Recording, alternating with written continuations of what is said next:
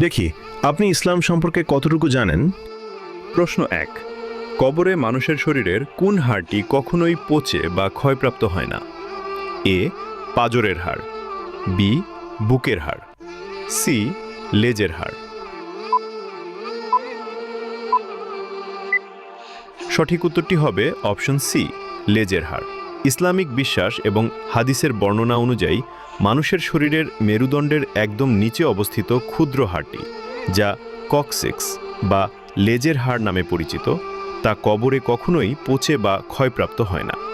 কেয়ামতের দিন এই হাড় থেকেই পুনরায় মানুষকে সৃষ্টি করা হবে বলে বিশ্বাস করা হয়। সবাই কমেন্ট করুন আল্লাহু আকবার। প্রশ্ন ২। কোন নবীর স্ত্রী পাথরে পরিণত হয়েছিলেন? এ লূত আলাইহিসসালাম, বি নূহ আলাইহিসসালাম, সি ইব্রাহিম আলাইহিসসালাম।